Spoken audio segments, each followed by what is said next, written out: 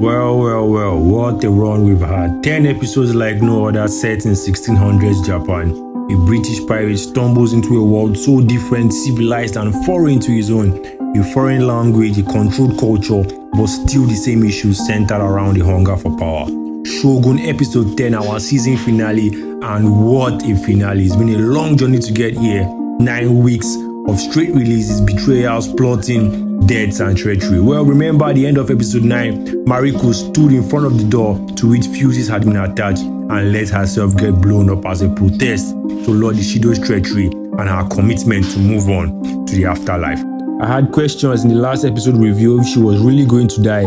After all, we saw Buntaro come back after a seeming death earlier in episode 3, but all our fears are confirmed in this episode as Mariko lies bleeding and still, while Blackthorn, whose head has been jammed by the explosion, cradles her, begging for her to return to the land of the living. Well, if Mariko is nothing except dogged and committed, her demonstration and murder has conveyed another meeting of the regents. And like I said earlier in the episode 9 review, that if Mariko could be attacked within Osaka, the question would be raised on how safe Osaka really was. Lord Kiyama is the one who raises this question, even as the regents grumble about the death of Toranaga's vassal, just after she had been granted permission to leave Osaka.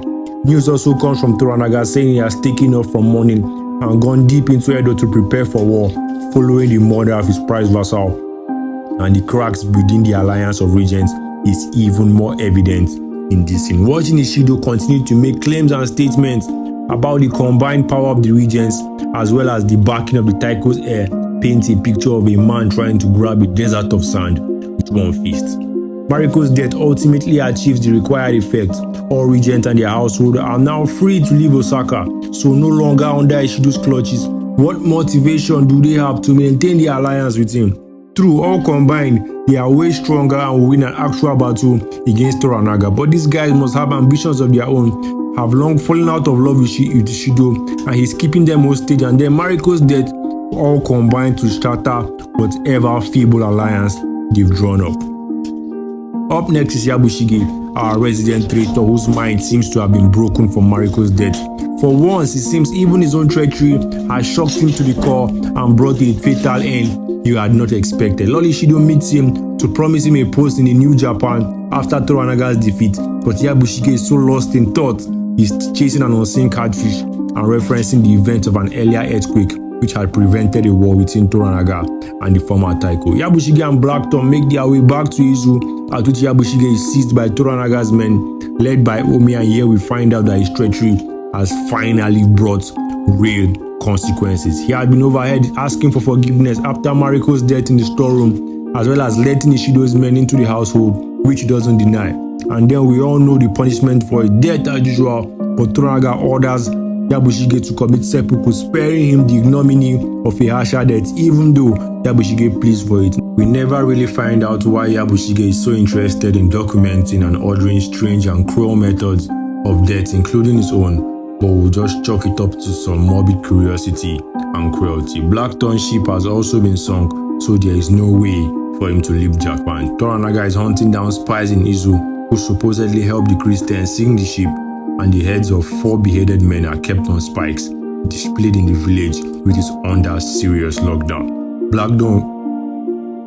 Blackthorn goes to plead the case of the villagers to Toranaga, begging for an end to the violence, as he tells Toranaga that the ship was sunk by Christians in exchange for his life in a deal struck by Mariko before she died. But Toranaga is having none of this. The spies and traitors have enjoyed far too long in his camp, and it is time to root them out. In a crazy turn, Blackthorn threatens seppuku as a protest of Toranaga's treatment of the Izu villagers, copying Mariko's demonstrations at the Osaka court.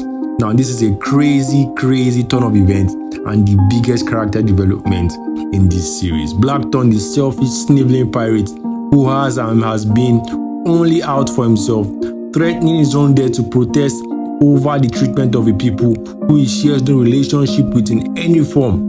I mean, that is wild by all count. True, Toranaga's methods might have been a little bit extreme, but it wasn't like Yabushige was coming from some fair and equal world in Europe. 1600s Europe was just as harsh and unfair as 1600s Japan, and so it is very interesting to see Blackthorn's turnaround. He even takes the knife and is about to sink it into his chest. Little detail here, because in seppuku the blade is normally aimed at the bowels, but Toranaga grabs his arm and stops him before he can finish. Toranaga then agrees to call off the inquest and tells Blackthorn his next mission is to build more ships similar to the one destroyed to make a fleet for Toranaga.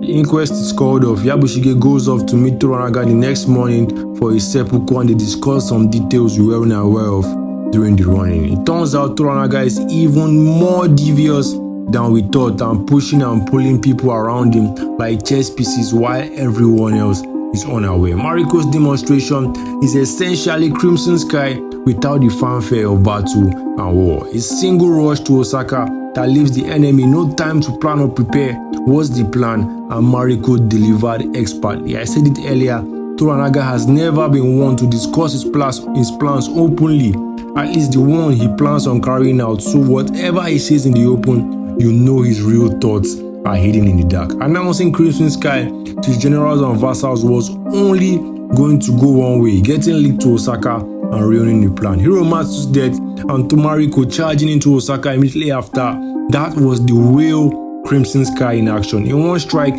he put his enemies into a rocky situation, introduced doubt into the alliance, and ultimately broke up their imprisonment in Osaka. His methods, while however harsh, were a testament to his time, where death was the only punishment for all errors. His deviousness doesn't even end here. In fact, he's the one behind the sinking of Blackthorn ship, and the violent inquest in Izu was just for show. So why and who were the people killed during this search for non-existent spies? Were they agents of Yabushige, people with knowledge about Toranaga's actions, or people with prior conflict with Toranaga? Well, that wasn't explained, so we'll just chalk it up to associated brutality and the collateral damage needed for devious plans and plots. It also turns out that Lady Ochiba has allied herself and the heir to Toranaga in a letter sent through a member of Toranaga's household, while the other regents are also united against Lord Ishido. The coming battle at Sekigahara, instead of being 5 against 1, which is Toranaga, will now be 5 against 1, which is Ishido. At the end, Yabushige wants to know how all this maps out, and is even trying to see a way where he escapes his death, but the die has been cast as Toranaga repeats the words Yabushige said to Omi in episode 1, "Why tell a dead man the future?" I'll commend Yabushige though. He tried playing both sides and lost, but when it was time for seppuku, there was no ceremony or delay to brace himself. He just took out his blade and stabbed himself so casually. I mean, that took serious guts before Toranaga helped him by cutting off his head. In the end, after all the reviews, I am questioning my stand on these characters, namely Toranaga and Ishido. Each and almost all of them are as grasping, as greedy as the other, with some more daring than others. Some are content to hide behind others to reap the fruits of their plotting, while others can take charge of their destinies and display their agenda for everyone to see. What really separates Toranaga from Ishido, except that the story was told more from Toranaga's perspective. Ishido, being the more powerful regent at the beginning, has already predisposed most people to dislike him, but can we say that Toranaga would have done things differently? For all the talk of uniting Japan, renouncing the potential title of Shogun, we find out that these things are what he really wants. Protesting every time the title of Shogun is mentioned was just a way of keeping everyone from learning his true intentions. The beginning had 4 regents in Osaka stacked against Toranaga, but who are we to say they weren't welcomed innocently, then kept hostage by Ishido to agree to his plans? I mean, look at the entire series. Toranaga was the only regent who managed to sneak out of Osaka, and then even he had to fight his way out to do so. If he wasn't with his entourage, they would have been killed, because him being there meant his best samurais and vassals also had to be there. Lords Kiyama, Ono, and Sugiyama couldn't and didn't leave Osaka except for Sugiyama, who tried and got assassinated for it.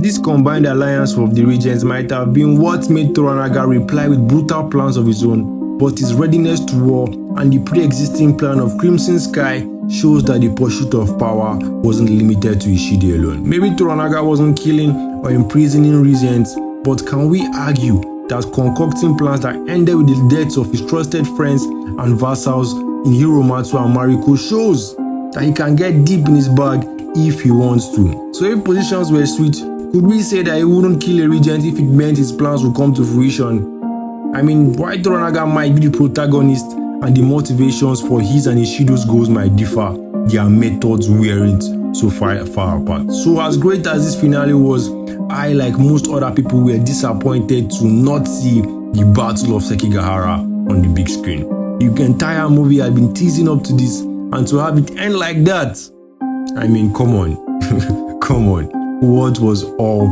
the foreplay for? If you've watched the anime Drifters, you know that this was probably one of the most important wars in Japan's history. So to see it get teased both in the movie and in trailers and not get shown was quite the letdown. The end felt quite rushed, trying to pack up and close out events, and as it came to the end, I kept looking at my movie tracker thinking like, damn, this series cannot just end like this. But then they are strictly following the source material as it was set in the book, so you can't really blame them for respecting it, because we've seen what happens when studios go off on a tangent by disregarding the source material or continuing a series even after the source material has ended. But all in all, this was a 10 over 10 series for me. Beautiful writing, screenplay, believability through the roof, the necessary action, and just an all-round fabulous product. Shogun, you took me on a ride. I enjoyed this thoroughly, and I'm sure I'll be rewatching this series multiple times over because of the immense replay value. Let me know what you think in the comment section. Don't forget to subscribe, keep it locked in, and I'll be back.